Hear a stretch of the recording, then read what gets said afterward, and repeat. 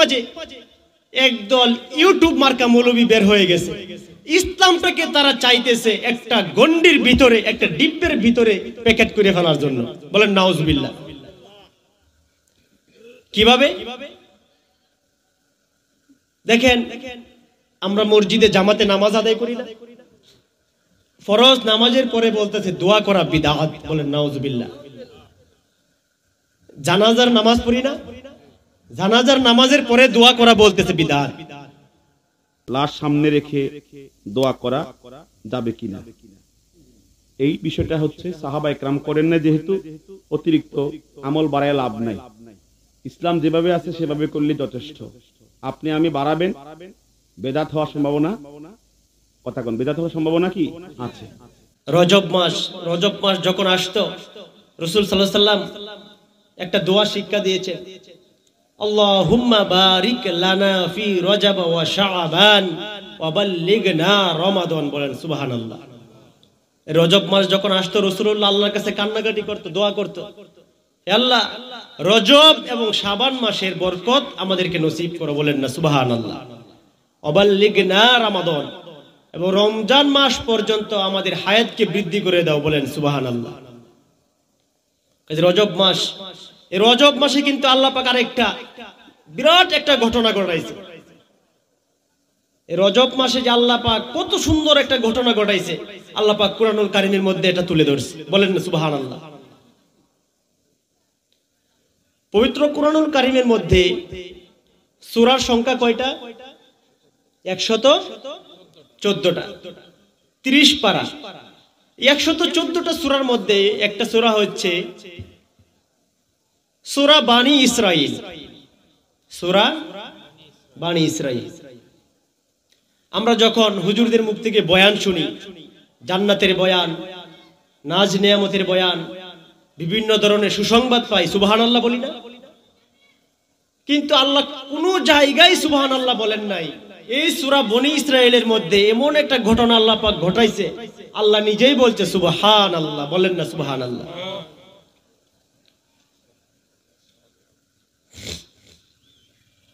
আল্লাহ রাব্বুল আলামিন এই সূরা বনী ইসরাইলের শুরুতে বলতেছেন সুবহানাল্লাযী আসরা বিআবদিহি লাইলাম মিনাল মাসজিদিল হারামি ইলাল মাসজিদিল আকসা। বলেন না সুবহানাল্লাহ। রাসূল আরবি সাল্লাল্লাহু আলাইহি ওয়াসাল্লাম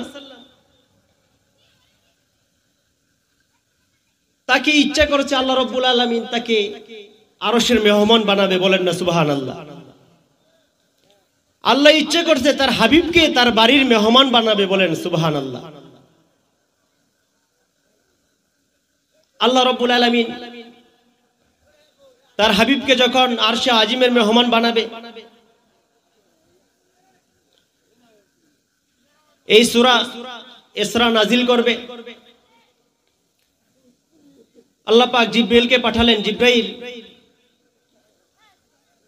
আমার হাবিবকে আজকে আমার বাড়ির মেহমান বানাবো। জিব্রাইল, তুমি বুরাক নিয়ে আসো, বুরাকের মধ্যে আমার হাবিবকে সাওয়ার করিয়ে আরশে আজিমের মেহমান বানিয়ে নিয়ে আসো। বলেন না সুবহানাল্লাহ।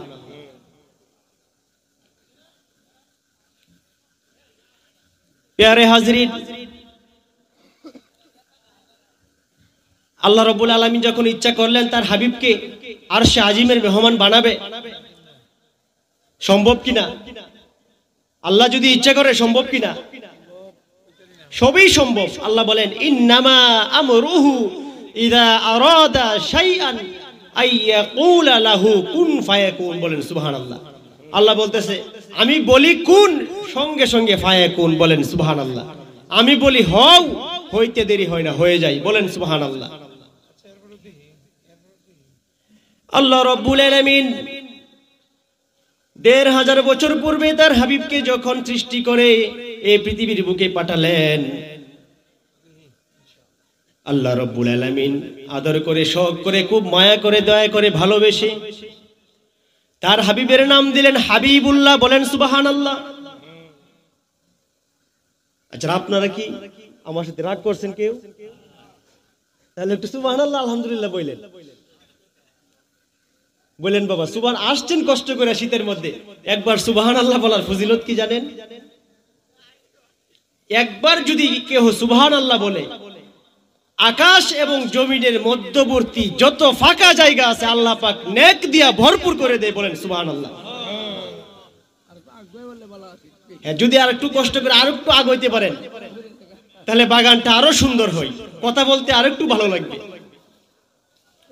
বাবা একটু কষ্ট করেন না, সব জায়গায় কিন্তু বনে ভরপুর, গরম হবে, যেখানে বসেন গরম হয়ে যাবে ইনশাআল্লাহ। একটু কষ্ট দিয়ে একটু চাপায় বসেন, শীতের দিন। আলহামদুলিল্লাহ। মুহতারাম হাজিরিন, বলতেছিলাম যে সুবহানাল্লাহ এটার ফজিলত কত। এই পৃথিবীর মধ্যে যে যত বেশি সুবহানাল্লাহ বলবে জান্নাতে সেই ব্যক্তি তত দামি বালাখানায় অবস্থান করবে। সুবহানাল্লাহ। কাজেই বক্তারা যখন কথা বলে একটু অনুগ্রহপূর্বক সুবহানাল্লাহ আলহামদুলিল্লাহ বললেন, আমাদের নিজেদেরই লাভ হবে। ঠিক আছে? আল্লাহ রাব্বুল আলামিন যখন তার হাবিব মুহাম্মদুর রাসূলুল্লাহ সাল্লাল্লাহু আলাইহি ওয়াসাল্লামকে তার বাড়ির মেহমান বানাবে সিদ্ধান্ত নিয়ে নিলেন, আল্লাহ রাব্বুল আলামিন জিবরাইলকে ডাক দিয়ে বলেন, জিবরাইল, ও জিবরাইল, আমি আমার হাবিবুল্লাহকে আমি আরশে আজিমের মেহমান বানাবো। তুমি এই বুরাকের পাল থেকে গিয়ে দেখবে একটা বুরাক শরীরটা তার একবারে দুর্বল হয়ে পড়ে আছে, ওই বুরাকের চোখ দিয়ে জর জর করে পানি পড়তেছে, বুরাকটা অসুস্থ হয়ে গেছে। অসুস্থ বুরাকটাকে তুমি নিয়ে আসবে, এই বুরাকের উপর আমার রাসূলকে সাওয়ার করাবে। সাওয়ার করে তুমি মসজিদে হারাম থেকে মসজিদে আকসা পর্যন্ত আসবে। মসজিদে আকসা থেকে প্রথম, দ্বিতীয়, তৃতীয়, চতুর্থ, পঞ্চম, ষষ্ঠ, সপ্তম আকাশ পাড়ি দিয়ে লা জামান লা মাকান, সিদরাতুল মুনতাহা, আরশ, কুরসি, লৌহ কলম সবগুলো উঠায়া আমার আরশে আজিমের মেহমান বানায়া দিবে। সুবহানাল্লাহ। জিবরাইল আল্লাহকে ডাক দিয়ে বলেন, আল্লাহ, এই বুরাকের পালের মধ্যে একটা বুরাক অসুস্থ, তার চোখ দিয়ে জোর জোর করে পানি পড়তেছে। আল্লাহ, এই অসুস্থ বুরাক আমি কেন আনবো? এই বুরাকের পালগুলোর মধ্যে অনেক ভালো ভালো স্বাস্থ্যবান সুঠাম দেহের বুরাক রয়েছে, যারা অনেক গতিতে চলতে পারবে। সুবহানাল্লাহ। এই বুরাক শব্দের অর্থ কি জানেন? আমরা যে বিদ্যুৎ চালাই না, এই বিদ্যুতের আরবি শব্দ হচ্ছে বারকুন। এই বিদ্যুৎ কিশোরগঞ্জ অফিস থেকে যদি একটা সুইচ দেয়, এই সারা কিশোরগঞ্জ অফ। কথা বলে না? সম্ভব কিনা? এত স্পিডে কেমনে সম্ভব? ও মেন অফিস থেকে যদি একটা সুইচ দেয় অফ, সারা কিশোরগঞ্জ অন্ধকার, কারেন্ট চলে গেছে। আবার যদি সুইচ ওকে করে অন করে, আবার সব লাইট চলে আসছে, অন্ধকার দূর হয়ে গেছে। ঠিক না? এই বারকুন থেকে আসছে বুরাক। এই বিদ্যুৎ যদি ঢাকা হেড অফিস থেকে, কিশোরগঞ্জ হেড অফিস থেকে এক সুইচে সারা বিভাগ, সারা ডিস্ট্রিক্ট আলোকিত হইতে পারে, এই বুরাকের গতি ছিল তার চেয়ে কোটি গুণ বেশি। বলেন না সুবহানাল্লাহ। আল্লাহ রাব্বুল আলামিন জিবরাইলকে পাঠালেন অসুস্থ বুরাকটা নিয়ে আসার জন্য। জিবরাইল বলে, আল্লাহ, অনেক ভালো ভালো বুরাক রয়েছে সুঠাম দেহের, যারা অনেক গতিতে চলতে পারবে, আপনি অসুস্থ বুরাকের কথা কেন বললেন? আল্লাহ জিবরাইলকে ডাক দিয়ে বলেন, এই জিবরাইল, তুমি শুনো, এই অসুস্থ বুরাকটা কেন তার চোখ দিয়ে পানি পড়তেছে? জিবরাইল, তুমি জানো না, কিন্তু আমি আল্লাহ জানি। বলেন সুবহানাল্লাহ। এই জিবরাইল এই কথা আল্লাহকে বলার পরে আল্লাহ বলতেছে, এই জিবরাইল, এই বুরাকের চোখে কেন পানি? তুমি শুনো, আমি বলতেছি, এই বুরাকের মনের কামনা বাসনা হচ্ছে আমার রাসূলকে দেখবে, আমার রাসূলের দিদার লাভ করবে। এই জন্য সে খাবার দাবার, চলাফেরা, উঠা বসা সব বাদ দিয়ে রাসূলের চিন্তায়, কখন রাসূলের সাথে তার সান্নিধ্য হবে, কখন রাসূলের দিদার লাভ করবে, এই আশায় এই বুরাক কাঁদতে কাঁদতে চোখ দিয়ে পানি ঝরতে ঝরতে গাও হয়ে গেছে। সুবহানাল্লাহ। এই জিবরাইল, এজন্য আমি বলতেছি, এই বুরাকের পাল থেকে সুস্থ বুরাক আনার আমার দরকার নেই। এই অসুস্থ দুর্বল বুরাকটাকে তুমি নিয়ে আমার হাবিব উম্মে হানির ঘরে অবস্থান করতেছে। উম্মে হানির ঘর থেকে এই বুরাকের উপর সাওয়ার করায়া আজকে আমার বাড়িতে আরশে আজিমের মেহমান বানায়া দেন। সুবহানাল্লাহ। প্যারে হাজিরিন, এই অসুস্থ বুরাক যখন আমার রাসূলকে তার পিঠে সওয়ার করালো,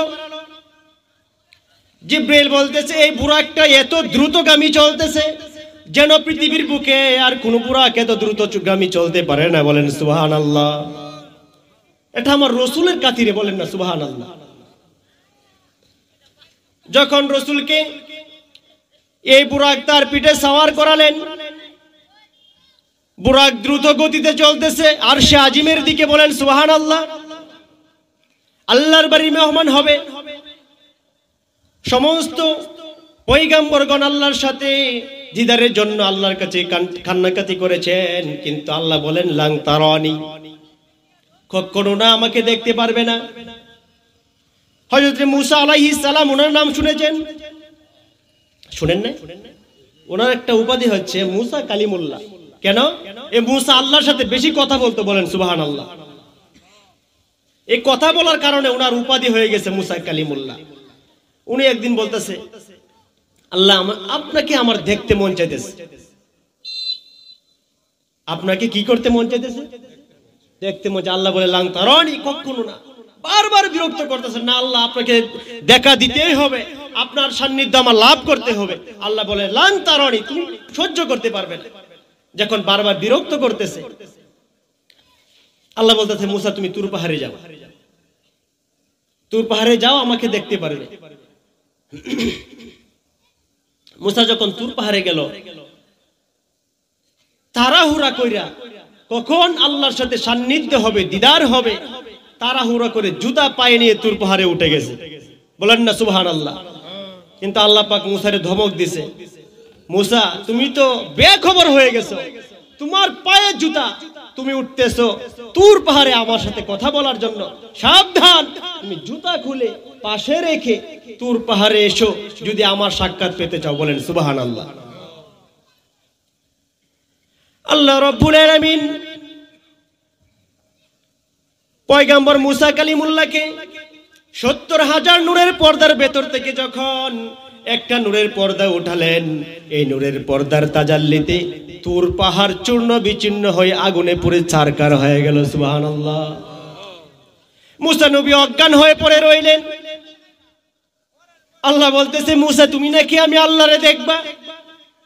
আমার ৭০,০০০ নূরের পর্দা ভেদ করে একটা নূরের পর্দা যখন আমি উঠাইছি, মুসা গো তুমি একটা নূরের পর্দা তাজাল্লি সহ্য করতে না পেরে এই তুর পাহাড় সহ তুমি অজ্ঞান হয়ে জমিনে পড়ে গেছো, আর তুর পাহাড় আগুনে জ্বলে পড়ে ছারখার হয়ে গেছে। মুসারে আরো ৭০,০০০ নূরের পর্দা কখন উঠাইবো আর কখন তুমি কিভাবে আমি আল্লাহকে দেখবা? সুবহানাল্লাহ। যে কারণে বলতেছিলাম, মুসা নবী যখন তুর পাহাড়ে আল্লাহর সাথে কথা বলতে গিয়েছিল, তার পায়ে জুতা ছিল। কথা বলেন ঠিক কিনা? আল্লাহর ধমককে মুসা নবী জুতা পাশে রেখে তুর পাহাড়ে উঠলেন আল্লাহর সাথে কথা বলার জন্য। কিন্তু আমার নবীজি, আপনার নবীজি, ওনার উপাধি কালিমুল্লাহ না, ওনার উপাধি খলিলুল্লাহ না, ওনার উপাধি জাবিউল্লাহ না, ওনার উপাধি রূহুল্লাহ না, ওনার উপাধি হচ্ছে মুহাম্মাদুর রাসূলুল্লাহ, হাবিবুল্লাহ। সুবহানাল্লাহ। হাবিবুল্লাহ অর্থ হচ্ছে আল্লাহ পাক যিনি নিজেই উনাকে ভালোবাসেন। বলেন সুবহানাল্লাহ।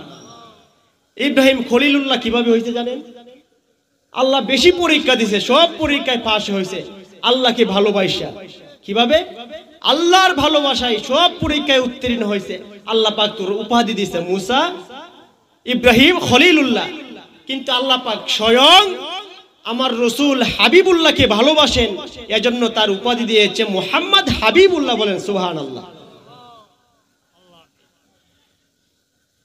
আমার নবী, আপনার নবী যখন বুরাকে সাওয়ার হয়ে আর সে আজিমের মেহমান হবে, আল্লাহ পাকের সান্নিধ্য লাভ করবে, আর সে আজিমের মেহমান হবে, আমার নবীর স্মরণ হয়ে গেছে।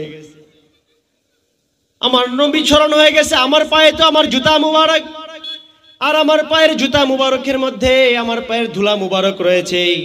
আল্লাহ তো মুসা নবীরে ধমক দিয়েছিলেন যে মুসা তুমি জুতা খুলে আর তুর পাহাড়ে প্রবেশ করো, বলেন সুবহানাল্লাহ।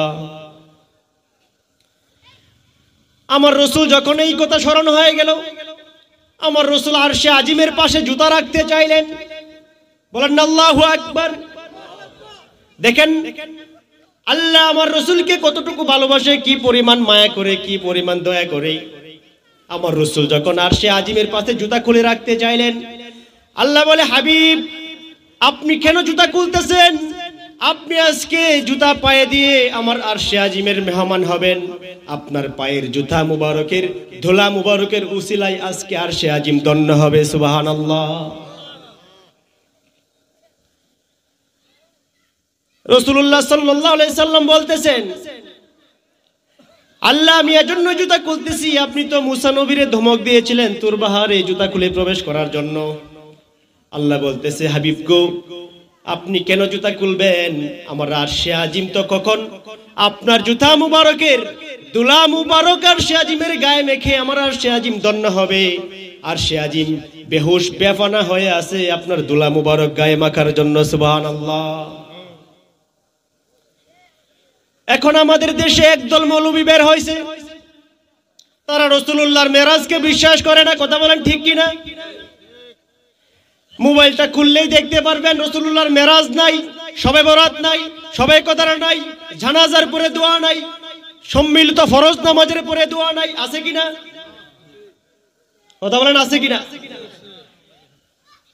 ইউটিউবে দেখতে পারলাম মোবাইলের মধ্যে একদল বলতেছে মেরাজ কোনো ঘটনাই না, এটা সম্পূর্ণ বানোয়াট, সম্পূর্ণ মিথ্যা, বলেন নাউজুবিল্লাহ।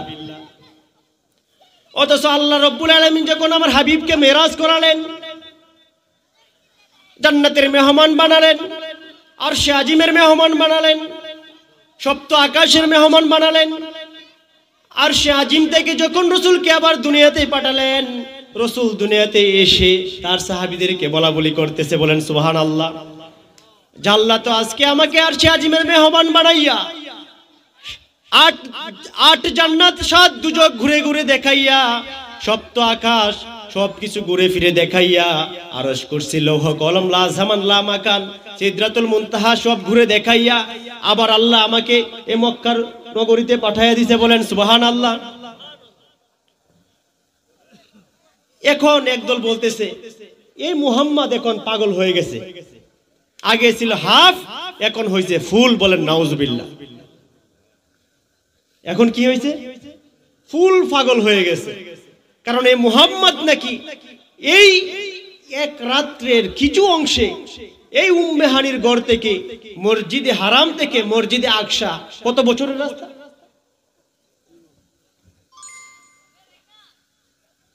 মসজিদে হারাম থেকে মসজিদে আকসায় কিভাবে গেল, এখান থেকে আবার সপ্ত আকাশ কিভাবে উঠলো, আবার এখানে কিভাবে চলে আসলো, আর সে আজিমের মেহমান কিভাবে হলো? এই মুনাফিকরা বিশ্বাস করে নাই। এই কথাটা শুনে সর্বপ্রথম আবু বকর রাদিয়াল্লাহু তাআলা আনহু বিশ্বাস করলেন এবং বললেন ইয়া রাসূলুল্লাহ, ইয়া হাবিবাল্লাহ, আপনি যা বলেছেন সব সত্য বলেছেন, সুবহানাল্লাহ। এর জন্য ওনার একটা উপাধি হচ্ছে সিদ্দিকে আকবর, বলেন না সুবহানাল্লাহ। সিদ্দিকে আকবর হচ্ছে যে সবচেয়ে বড় বিশ্বাসী, যে হচ্ছে তার উপরে কোনো বিশ্বাসী নাই, বলেন সুবহানাল্লাহ। আর আবু জাহেল, আবুল হাব, উতবা, সাইবা তারা কি করলো? তারা বলতেছে বিশ্বাস করে নাই মুহাম্মদ ফুল পাগল হয়ে গেছে, নাউজুবিল্লাহ। এই আবু জাহেল, আবুল হাব, উতবা, সাইবা তাদের উত্তরসূরি এখনো দুনিয়াতে আছে কিনা? কথা বলে না। যদি না থাকে তাহলে কারা বলতেছে যে মেরাজুন নবী নাই, বলেন নাউজুবিল্লাহ। আর একদল রাসূলুল্লাহর মেরাজকে বিশ্বাস করে কিন্তু বলতেছে রাসূল আরশে আজিমের মেহমান হয়েছে, কিন্তু ৭০,০০০ নূরের পর্দার আড়াল থেকে আল্লাহর দিদার লাভ করেছে, সরাসরি দিদার পায় নাই, নাউজুবিল্লাহ। জুড়ে বলেন নাউজুবিল্লাহ।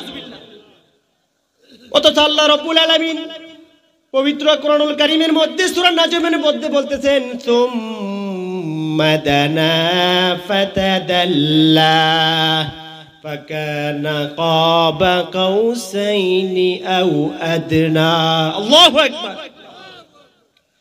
আল্লাহ রাব্বুল আলামিন বলতেছেন সুম্মা দানা ফাতাদাল্লা, এত নিকটে ছিলাম আমি এবং আমার হাবিব। ফাকানা কাবা কাউসাইনি আও আদনা। আপনাদের দেশে এখন কি তীর আছে? তীর মারার জন্য যে একটা ধনুক থাকে না, ধনুকটা তো এভাবে বানাই, ঠিক না? এটার মধ্যে এভাবে একটা তীর ধরে, যখন তীরটা আপনি এভাবে টান দিয়ে আনেন, ধনুকের দুইটা মাথা কিন্তু এভাবে বাঁকা হয়ে যায়। বাঁকা হয় না? দুইটা মাথা থাকে এইভাবে, তীর যখন টানেন বাঁকা হয়ে এভাবে চলে যায়, ঠিক না? বাঁকা হয়েছে মানে আপনার যে তীর এটা স্পিড হয়েছে, ঠিক না? যত বাঁকা হবে আপনার তীর তত দ্রুত চলবে, কথা ঠিক কিনা? আল্লাহ রাব্বুল আলামিন এই সূরা নজমের মধ্যে এটাই বলতেছেন, ফাকান কাবা কাউসাইনি আও আদনা। আল্লাহ নিজেই বলতেছে আমি এবং আমার হাবিব এত কাছে ছিলাম, এত কাছাকাছি ছিলাম, একটা ধনুককে যখন তীর মারার জন্য এভাবে টান দেয়, ধনুকের দুইটা মাথা বাঁকা হয়ে কাছাকাছি চলে আসে, ঠিক কিনা? ধনুকের দুইটা মাথা বাঁকা হয়ে কাছাকাছি চলে আসে। এই ধনুকের দুইটা মাথা যতটুকু কাছাকাছি চলে আসে, আও আদনা, আমি এবং আমার হাবিব এতটুকু দূরে, নয়তোবা তার চেয়ে আরো কাছাকাছি ছিলাম। সুবহানাল্লাহ।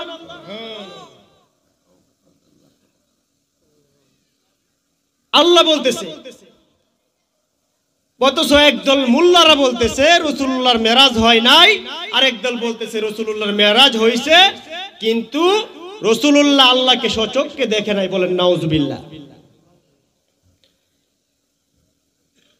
এরপরের আয়াতে আল্লাহ পাক কি বলে শুনেন, ফাআউহা ইলা আবদিহি মা আউহা মা কাযাবাল ফুয়াদু মা রাআ। সুবহানাল্লাহ।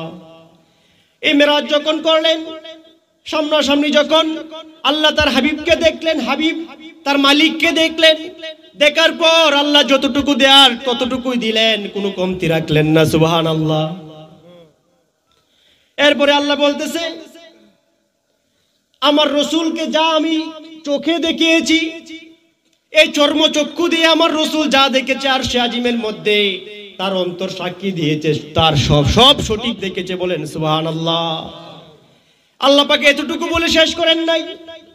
আল্লাহ পাক পরের আয়াতে বলতেছে, আফাতুমারুনাহু আলা মা ইয়ারা। সুবহানাল্লাহ। আমি যে ঘটনাটা ঘটাইয়া দিলাম, আমি যে মেরাজ করলাম, আমি আমার হাবিবকে দেখলাম, আমার হাবিব রাসূলুল্লাহ আমাকে দেখে দিদার লাভ হয়েছে, এই ঘটনাটা সম্পর্কে তোমরা কি বিতর্ক করবে? বলেন না সুবহানাল্লাহ। আল্লাহ কি জানে না যে ১৫০০ বছর পরে কিছু মোল্লা মৌলবী আয়েশা বলবে মেরাজ নাই? আল্লাহ কি তখন জানে না? কথা বলে না। ওয়ামাকারু ওয়ামাকারাল্লাহ ওয়াল্লাহু খায়রুল মাকিরিন। আল্লাহু আকবার। আল্লাহ পাক বলে, তোমরা কি ষড়যন্ত্র করবা? তোমাদের ষড়যন্ত্র যেখানে গিয়ে শেষ করবা, আমি আল্লাহর ষড়যন্ত্র সেখান থেকে শুরু হবে। সুবহানাল্লাহ। আল্লাহ বলতেছে, আমি জানি আবু জাহেলের গোষ্ঠী, আবুল হাবের গোষ্ঠী, উতবার গোষ্ঠী, সাইবার গোষ্ঠী, মুগিরার গোষ্ঠী, ইহুদির চেলাফেলা, নাসারার চেলাফেলা কিয়ামত পর্যন্ত থাকবে। আল্লাহ এজন্যই বলতেছে, আমি যে আমার হাবিবকে দেখা দিয়েছি, আরশে আজিমের মেহমান বানিয়েছি, দিদার দিয়েছি, এই বিষয়টা কি তোমরা বিতর্ক করবে? এটা কি আমার কথা? এই সূরা নজমের 12 নম্বর আয়াত। আল্লাহ নিজে বলতেছে, এই ঘটনা যে মেরাজের ঘটনা আমি ঘটায় দিলাম, এটা নিয়ে কি তোমরা বিতর্ক করবে? কি করবে? বিতর্ক করবে। কিন্তু বিতর্ক চলতেছে কিনা? কথা বলে না। এই মেরাজ যারা মানে তারা আবু বকরের গোষ্ঠী, আর যারা না মানে তারা আবু জাহেল, আবুল হাবের গোষ্ঠী। কথা বলেন ঠিক কিনা? তখনই তো প্রমাণ হয়ে গেছে, আবু বকর বিশ্বাস করছে যে আল্লাহ মেরাজ ঘটাইছেন, সত্য ঘটনা। আবু জাহেল মানে নাই, সে পথভ্রষ্ট জাহান্নামী হয়ে গেছে। কথা বলেন ঠিক কিনা? এই মুনাফিকের গোষ্ঠী এখন দুনিয়াতে আছে কিনা? বুখারী শরীফের একটা হাদিস বলে আমি শেষ করব। বুখারী শরীফের ৭৪৩২ নম্বর হাদিসের মধ্যে এই মুনাফিক নিয়ে এই রাসূল আরবি ১৫০০ বছর পূর্বে এই মুনাফিক সম্পর্কে যে বয়ান দিয়েছেন, এই ১৫০০ বছর পূর্বে এই হাদিসটা পড়ে আমাদের মনে হচ্ছে রাসূলুল্লাহর ভবিষ্যৎবাণী 100-এ মিলে যাইতেছে। সুবহানাল্লাহ।